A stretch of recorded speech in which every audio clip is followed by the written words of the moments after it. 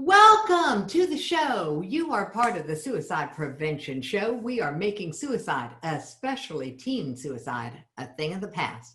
And I'm very excited that you are here with me. And here's why. We are going to travel around the world, another trip around the world. And this time we are going to meet up with Barbara Burgess.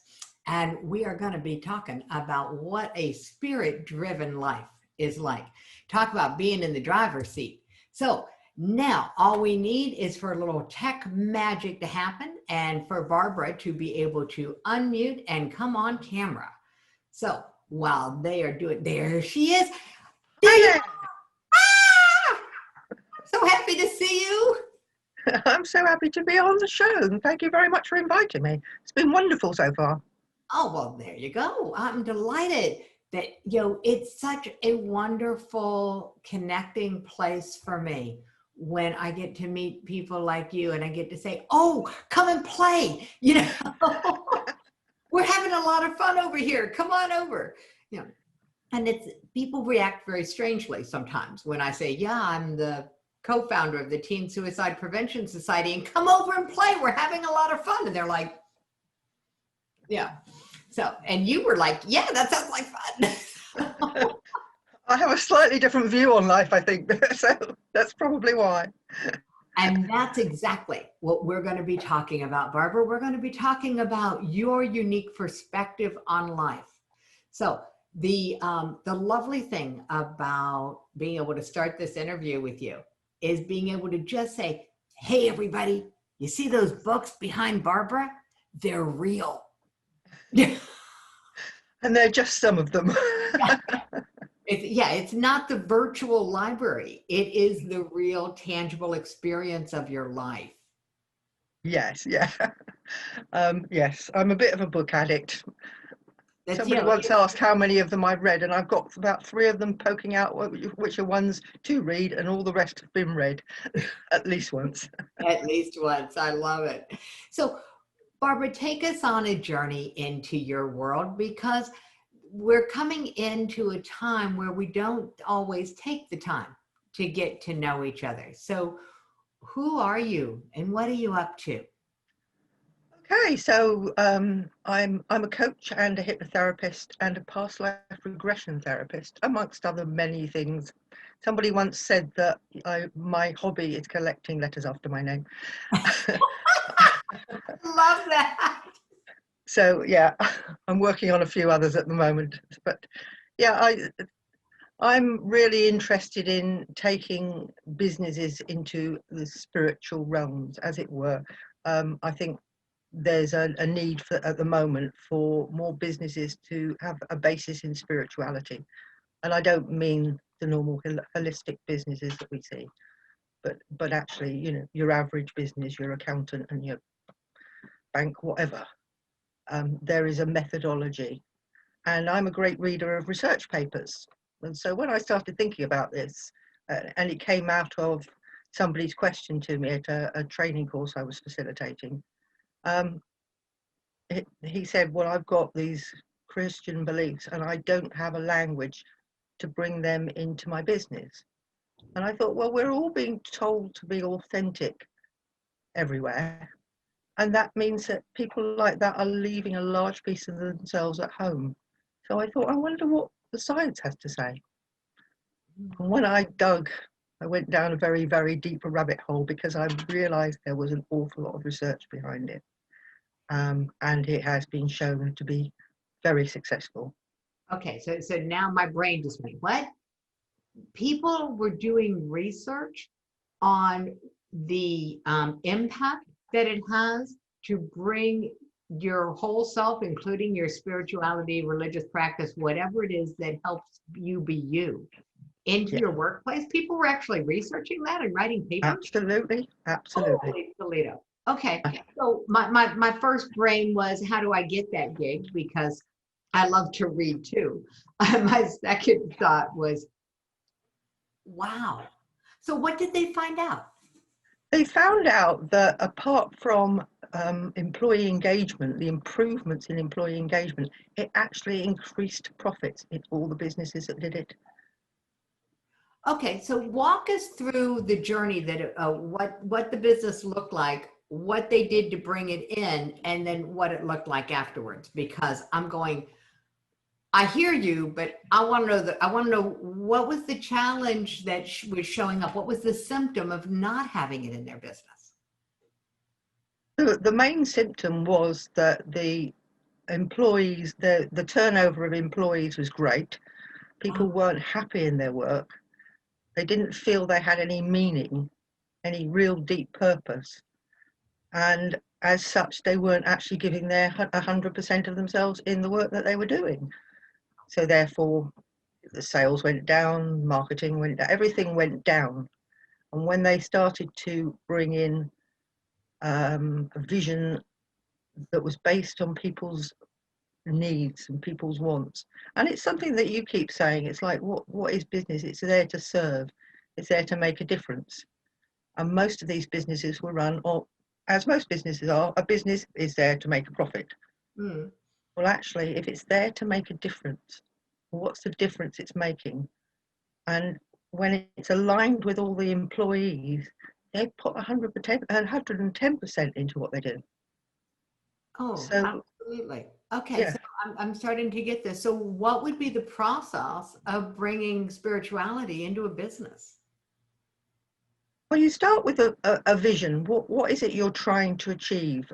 But it's we all had seen these sort of vision statements, mission statements. It was very fashionable, but they were all very shallow. You know, Oh, we yeah, I want was to going be to the say best at. some of the vision mission statements I have seen are so generic, I can't tell what the company does. Yeah, yeah.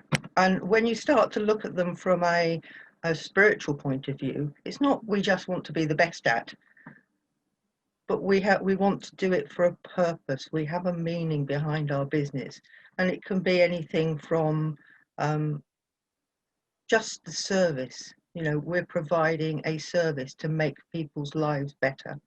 Mhm. They can be there to um, put put work into helping charities and things like that. But it's not just tacked on to the end of the business like many businesses. You know, there's a page there that says, "Yeah, we support this charity," Mhm. and they just throw a bit of money at it and forget about it, really. But when it's actually aligned with the mission of the business, it Mm. becomes much deeper. And it's something, you know, because you do it yourself.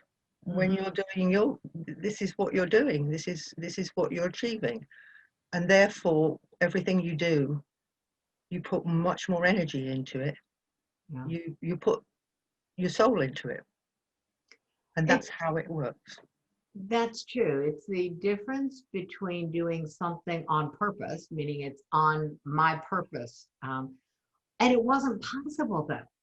I mean, over a year ago, just over a year ago now, 13 months ago, I didn't know that I had a purpose. My purpose tapped me on my shoulder August of last year.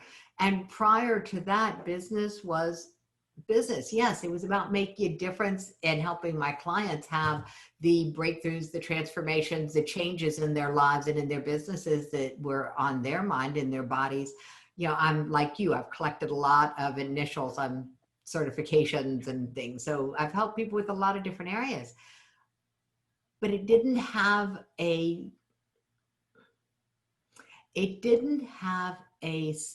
purpose beyond the individual transformation. And Yeah. so a vision has to be more than that for me now. Now I'm starting to understand it. Do you have any examples of great vision statements that you've come across through this journey? Anything that comes to I mind? can't say that I've got any on hand. No. Okay, well, we'll let that come up. Um, and it'll bubble up. I have absolute faith that whatever we're supposed Yeah. to talk about will And it's something that I say myself. I was talking to someone the other day and she said, "Oh, you better write that down." It's like, what do I have to be a success rather than who do I have to beat? Oh, there we go. Okay. So the business model of who do I have to beat, as opposed to now the newer one with spirituality, is about who do I need to become? Who do I need to Yeah. be? Yeah. Okay. That's a really important piece, because when you're bringing this idea of purpose, this idea of spirit into the business, it shifts. You do have to become, or at least my journey, I had to go into a becoming state. And I think the fact that mine started right before the current pandemic has made it easier for me because I was already by choice in the cocoon and allowing the constructs of my business and my life to start to fall away so that I had space to do the mission. And my vision is really clear now, which I didn't even have a vision statement before. And now my vision statement is what's on every slide about the summit is to make suicide, especially teen suicide, a thing of the past. And my mission, how I'm going to do that, is one conversation at a time, 100,000 suicide prevention conversations in the next year. That's how we're going to accomplish the vision. And so what you're saying is that when someone's bringing spirituality into their business, it creates the ability for them to create a vision statement, and then their business is the mission. Yeah. And that's your sole purpose coming out. So how would someone get started if if they've been doing business and then they had their personal life and then they had their spiritual life and then they had their physical life, so they have all of these disparate pieces. Where would they start to pull this all together? And this is where I've been struggling for years, because I myself, I've been working as a business coach, but I've got my catch line, as it were, is science with soul. I love science, but it's got to have that soul and it's got to have that purpose. And I think I'd been struggling for a long time because I didn't know how to get businesses to understand this. And it wasn't until the lovely lockdown, which I've thoroughly enjoyed, because I've been able to dig down into all this stuff, that I realized that there is a methodology, and it is starting to pull in the leader's purpose in life. And when I coach business leaders, we start off quite often with the basics of the business, but as I get to know them, they start talking about what's important to them, and that's when we go, I've got it, this is where you're going. And I've been working with someone quite recently who had a good business, providing furniture for restaurants and things like that, but she was interested in doing something else, and she's built, over the last 18 months, 2 years, suddenly this business is now doing everything is ecologically friendly. She's building holiday homes and things which are all totally ecologically friendly.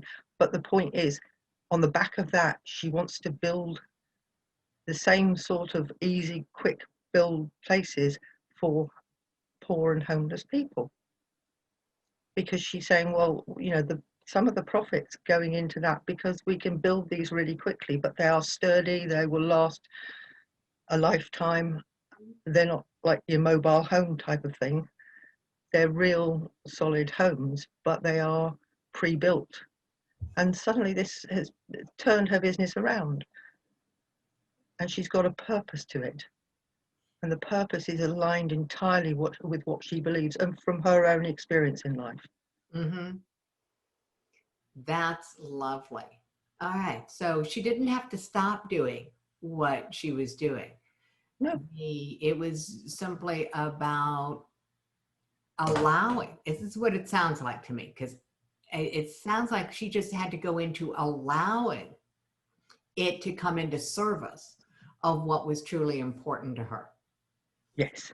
And that's it. I think that that's really key for people to be able to relax and just allow a process to occur with this, is that it doesn't mean you're going to have to give up everything. No, and it doesn't mean to say you have to suddenly give away all your money to some other cause. You can still make your profits, and you will make more profit because you are doing something that is aligned with your purpose. and life just the flow gets so much easier. You know, when you're doing something that you love to do, which has got purpose and it belongs to your soul, that purpose, everything becomes easy. So you said you'd done a lot of research papers. Tell us more about who's doing this kind of research and why. It's mostly psychologists. It's also management theorists. Why they're doing it, it's hard to say where they started out. But I'm doing a degree in psychology, and one of the reasons I'm doing it is because I can get access to these science papers that you can't normally get access to. That's part of my main reason. And just delving down, you know, when you start to look at there's spiritual leadership, there's spiritual workplace, all this different scientific research from psychology, social psychology, sociology, and management. Okay, so there's a lot of different people looking at this. Yeah. When a business goes through this process of bringing a purposeful vision into the conversation, not as a tagline, but in the forefront. Yeah. What typical changes, what changes do they notice?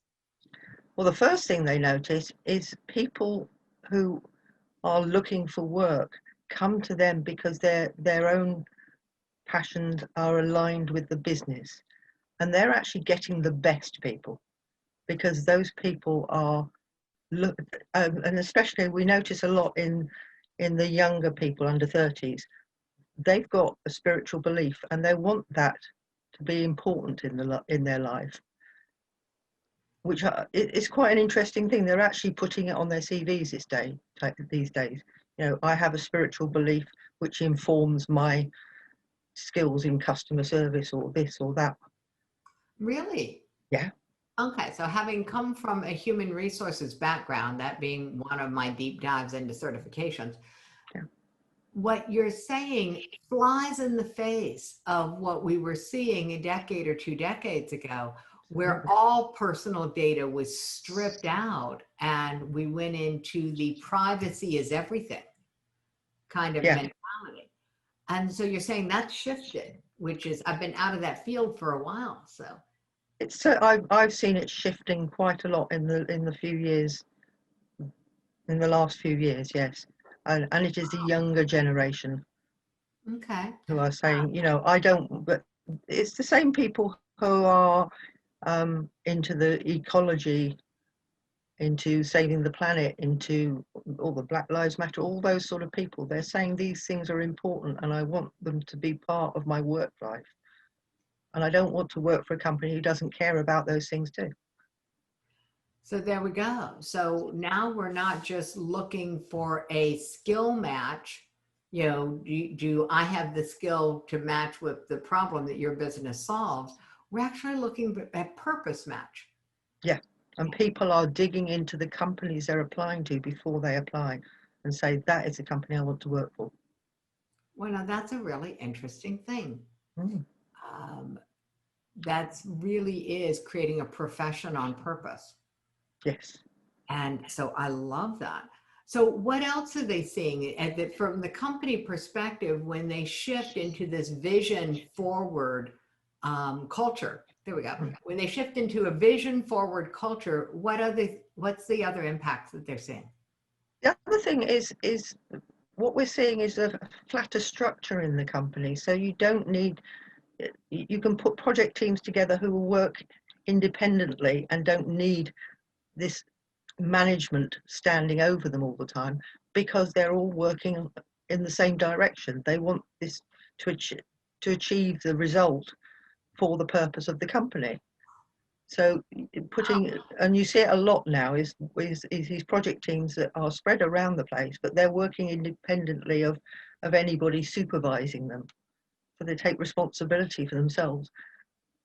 Well, I can see where that would make sense, because that would be if someone is taking responsibility for their professional life and doing their profession on purpose, it seems like they would be a relatively good self-managed person, good at self-management.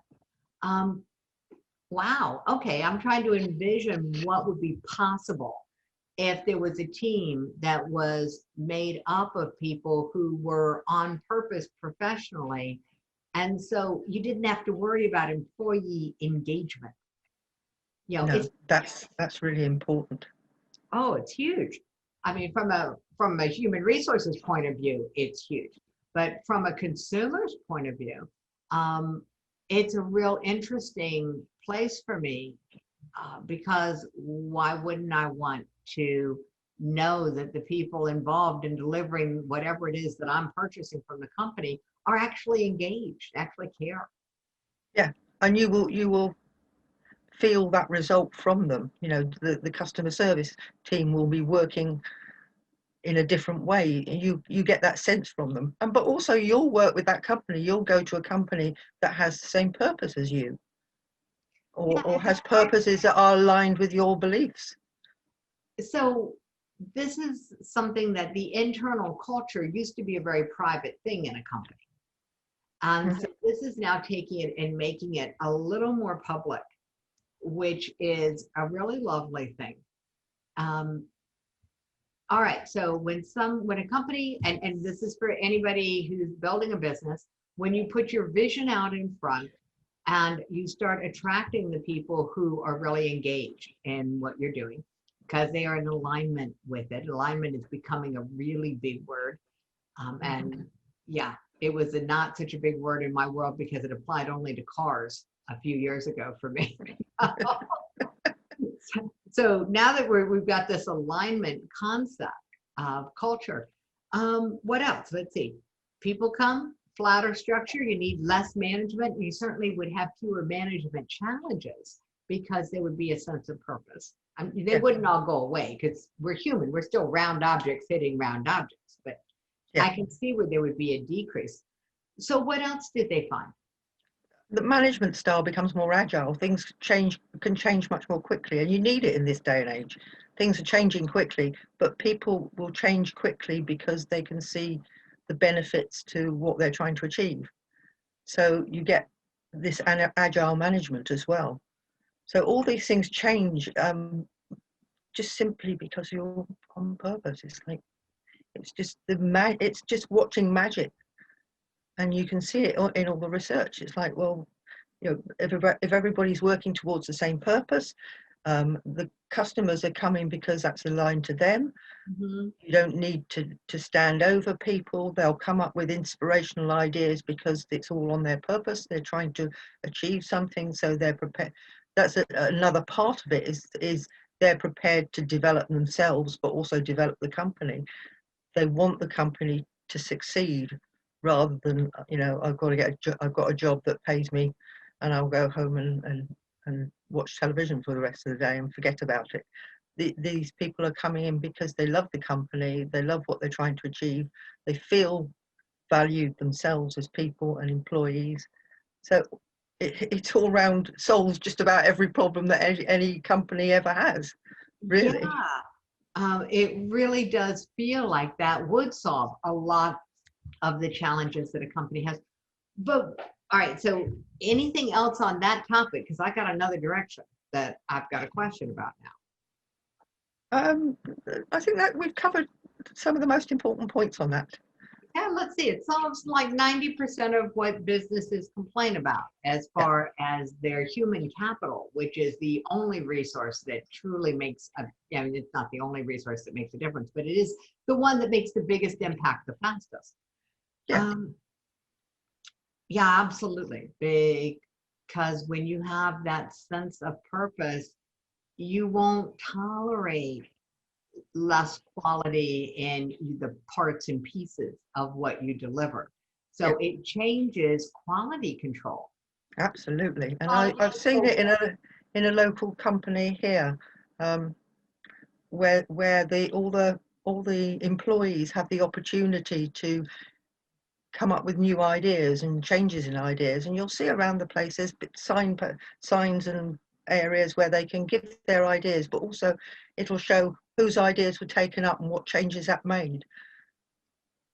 Yeah, so totally inclusive culture. Yeah.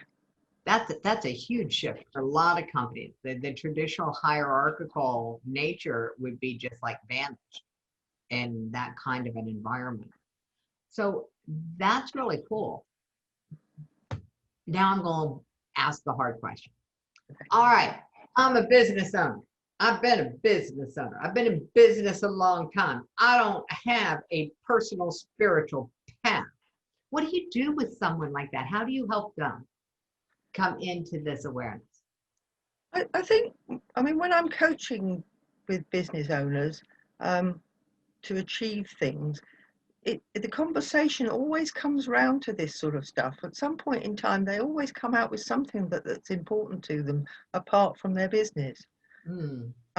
And for me, that's the most important part of my coaching, is to find out what makes that person tick.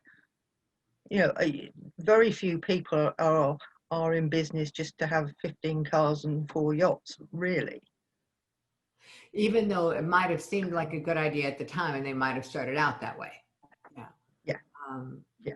yeah. All Once right. you've got so many cars, you know, you can only drive so many. You can only go on one yacht. You can only live in one house at a time. So, you know, it loses its soul after a while, doesn't it? It's like there's only so much you can do before you're going, yeah, and I'm bored now. Stuff can be boring. There is no Yes, doubt. And then you have to have somebody and the good news is you could employ a lot of people simply maintaining your stuff, and that keeps the economy going. But wouldn't it be better served to invest your money in bringing about the changes you want to see in the world?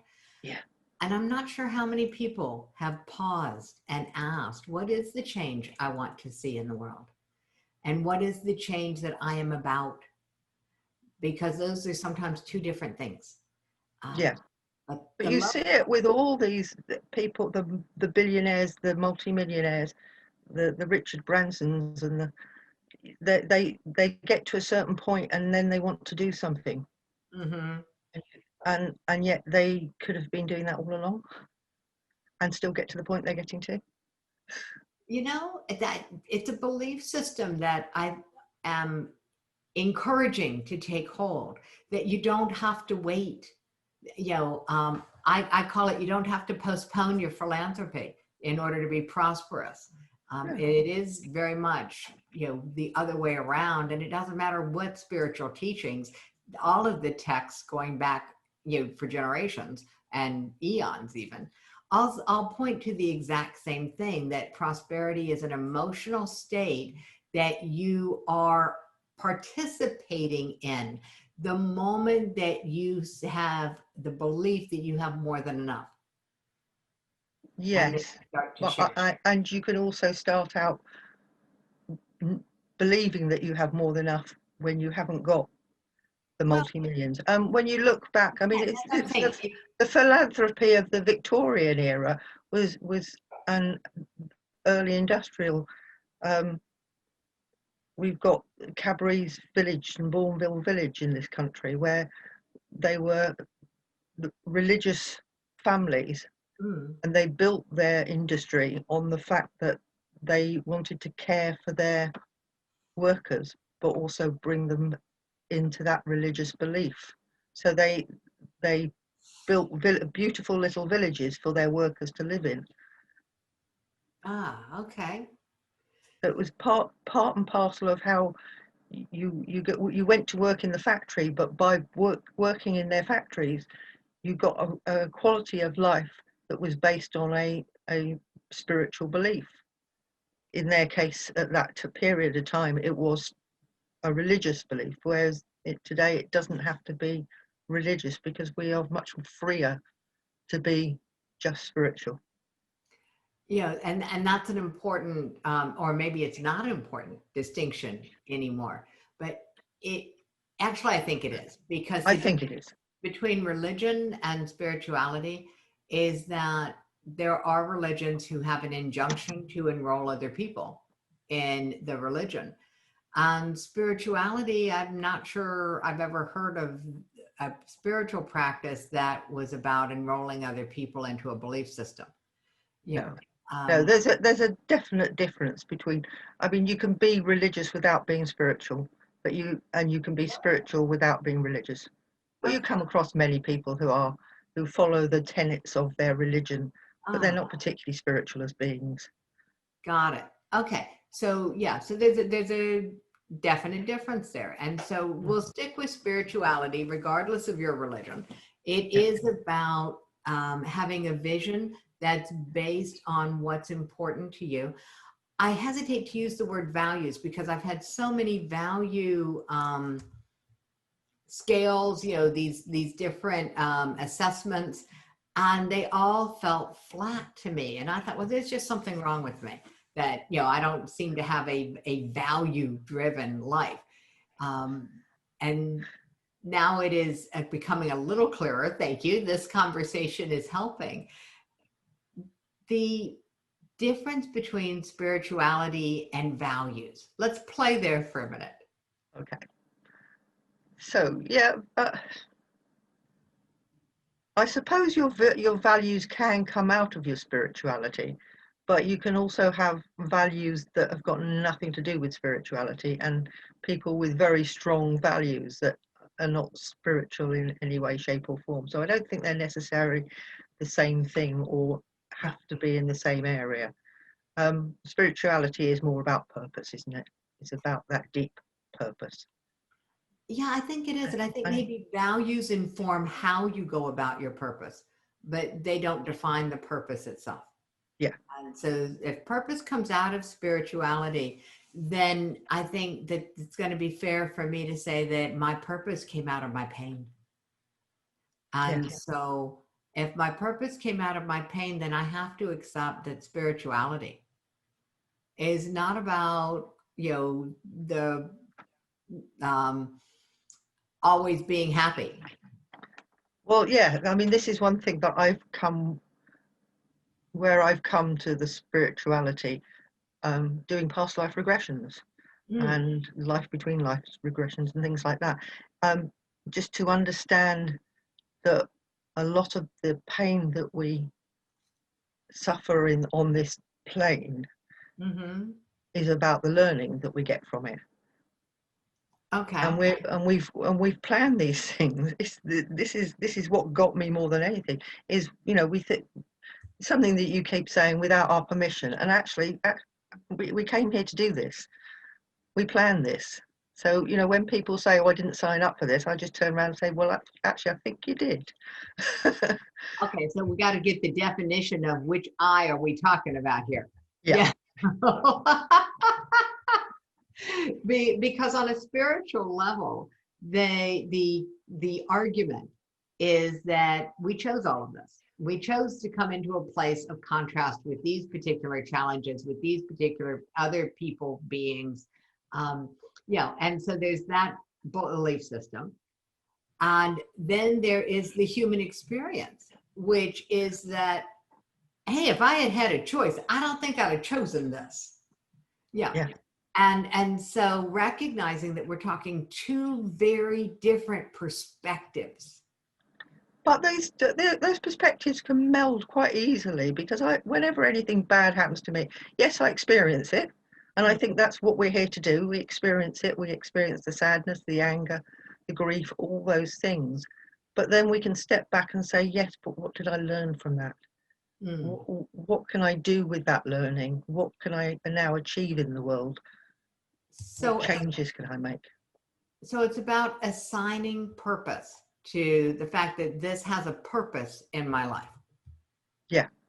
Okay. And so that brings us back to the beginning of the conversation very neatly, because the concept of a business bringing spirituality in is so that they know what their purpose is. Have you, there was a book out and a YouTube video, Simon Sinek, on the power of why. And he identified that, like Apple computers, their purpose was to disrupt technology and to change the experience of it. Oh, and by the way, we make computers. Yeah. that's similar to my experience now with the business that I'm in. And it's the same type of thing that I was doing before, but it's spun around and purpose comes first. Yeah. Yes. So the purpose is. So we're going to have a hand on this. Barbara, what's your purpose now for your business? What would your purpose statement sound like? My purpose is to bring together the logic and the spirit, science with soul, to realize that we don't have to have one without the other. Science can be a religion in itself. I've heard that before. And if you start to realize that actually you can have the science and you can have the spirituality, and actually they work together very well. And the more I learn about science and the more I learn about spirituality, the more they become the same thing. And I start to question why did we ever think they were anything different? It's and we can go down all these areas of photons and waves and quantum theory and holograms and all those sort of things, and they're just, to me, they just sound to be a different vocabulary for the same thing as a lot of the spiritual people are talking about. Oh, well, now there's a dictionary. I mean, it's like, wow. All right. So Well, we, as spiritual beings, we say we're beings of light. Well, we are. We're all made out of photons, which are particles of light. Slightly not particles, but yeah, to simplify, particles of light. So that's what we're made of. I saw a research paper a few months ago where some mathematicians seem to be proving that everything is conscious. Well, we've been saying that for a long time, but as spiritual beings, but they're showing it mathematically that things have to be conscious. that's really interesting, because I've been in the deep dive into the semantics of what is conscious and the difference between conscious and self-aware. And, it's really quite a journey that can be a real rabbit hole. And the value that you bring to the party, and why I'm just so delighted that you were able to make time for this conversation, is that it is your mission, it's your purpose to find the way to marry the science and the soul. And you do that in service of your business coaching clients, which is such a unique perspective. And it is so very grounded in, I hate to use the cliche, but in the bigger picture, in the why does this matter? And the answer is it all matters. This is just a way of helping it not only matter, but make sense. Yeah, and it comes back to what Kathleen was saying earlier. We're all part of that same source energy, experiencing this world, experiencing being human, and by experiencing being human, we're discovering we're part of the consciousness of that. And to be conscious, you have to have something to be conscious of. So as that source consciousness, it couldn't be conscious if it didn't create, and no more could we create. By being conscious, we create. And what's really interesting is because this is such a nebulous concept. I mean, it's a concept, and my students who are on are probably just laughing because I work with them really, really, really intently to take things from concept into what I call a cup, something that's concrete, universal, and picturable for the purposes of communication. So we're going to take what we've been talking about and go from concept to cup. The concept of science, soul, spirituality informing your business so that your vision is in the forefront. And what's so good about that? What makes this something that I would say is cuppable, that the concreteness of it is you can measure employee turnover. You can measure profitability. You can absolutely determine using good scientific method the impact that it has. And you don't even have to change what you do. Yeah. All you're doing is changing your awareness about why you do it. Yes.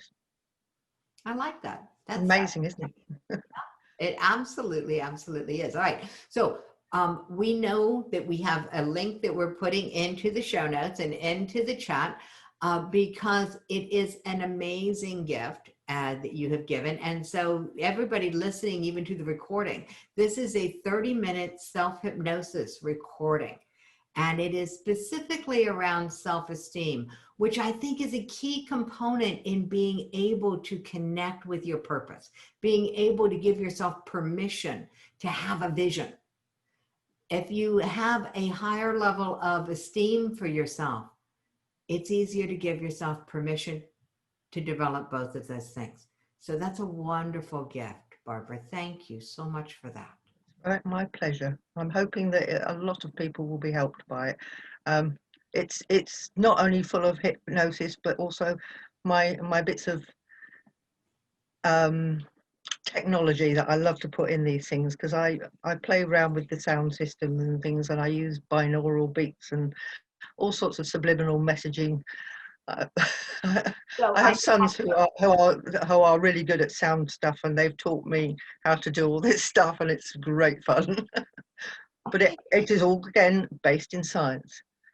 There we go. Okay, so binaural beats here. This is the different sounds in different ears. That's right. Yeah. The Cool. idea is hypnosis is a level of consciousness when the brain is vibrating at a 5 to 7 hertz, which is just above sleep level. Mm-hmm. And what the binaural beats do, they'll put a sound in one ear and another sound in the other ear, and the difference between the two is that 5 to 7 hertz, and your brain will then mimic that. Oh, So okay. that it actually takes you straight into that 5 to 7 hertz, which makes the whole experience of being in hypnosis much easier for everybody. Cool. The power of being on purpose is not to be underestimated. It a game changer in my world. And so I want to encourage everyone to take advantage of this and to allow for this very gentle practice. You don't have to work hard at this. You get an earphones, get a headset. There we go. Yeah. Get a headset that has the separate left and right, and that's all that you need as far as technology goes. Did I get it? That's right. That's it.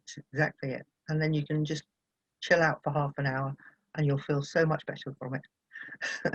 Chilling out for half an hour. All right. So we are definitely not chilling out for a half an hour today. We will be exploring this concept a little bit deeper. So, Barbara,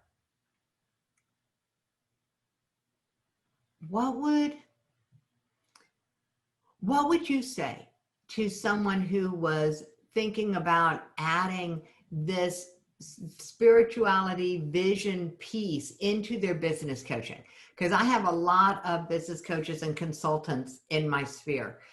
If they were going to look to add this element into their practice for their clients, because it is so powerful as far as getting results, what would you recommend to them? Where would they start? They need to start by finding out the purpose of their clients. And that's the thing, is at the end of the day, that's the fun part, is to actually dig deep into the client's mind and find out what really makes them tick. And it's almost like once you find that with your client, it explodes their own development. They're suddenly just aware of what they can achieve that's so much more different. And I've done it with all sorts of people. I had a lady come to me who she was doing a startup business. She wanted to be a hairdresser, and we talk about the USP, and that's all very well and good. But it was like when we talked a little while, what she really loved to do was to help transsexual women find their female voice, their image. And once she put that into her business model, suddenly her business went shooting sky high because it was important to her. That's an interesting, when you talk about, I mean, in business, when you talk about the USP, the unique selling proposition, you know, we also talk about it in terms of niching down, and that the clearer you are about your niche, the easier it is for your niche to find you. Yeah. Yeah. What you're But talking about we is, tend to look at demographics when we're looking at niching. mm-hmm. But if you start to look at psychographics instead, Mm-hmm. you get your niche is a different thing completely. I mean, mine is okay, it's business owners, but I don't niche into I work with accountants or I work with this. It's more about finding people that have got something else going on with them. So my niche is and who are attracted to me are attracted to the fact that I'm going to talk about other things besides their business. You know, who are they? What are they? What do they believe? Yeah. And Yeah. you know, the conversation when you're talking to a hard-nosed business person and sort of suddenly say, okay, have you got any spiritual beliefs? And it's like, ooh, where's this come from? I'm But thinking it's like you to bring your kid to work day, except in this case, the kid is bring those parts of yourself that you don't think belong in your business, because they yeah, all belong. yeah. Well, you can't be authentic if you're going to leave that very important part of you at home, can you? You know, there's a lot of people who believe that they can. And I know that for me, it was a very pricey belief system. I paid dearly over the years for the belief that my label, my history as the mother of a teen suicide attempt survivor was a piece of me that didn't have a place in my business. Mm. And that lack of authenticity, I didn't even recognize as occurring. But we can tell when somebody is not showing up completely. I didn't know. I thought I was. I had no idea that it was an impact until this last year of actually embracing it all. And the difference in how people experience me is significant. So And as I'm, you said yourself, it becomes fun. yeah. Oh, well, now it becomes Yeah, fun. yeah. Yeah. Now it becomes fun. And this is the most fun I could have. And thank you for coming out to play in my playground. I know that with the time change, it's not the earliest part of the day for you. So thank you very, very much, Barbara. I've really Been a enjoyed the pleasure, conversation. and I've really enjoyed the whole summit. It's been so good, so much fun. Lots of really interesting people to see, and I've learnt some interesting things as well. There we go. All right. You know, it's a successful show when my guests hang around because they want to hear the other guests. So on that note, thank you again, everyone. We'll be back. Stick around. The ride gets more interesting from here. Lovely. Thank you for having me.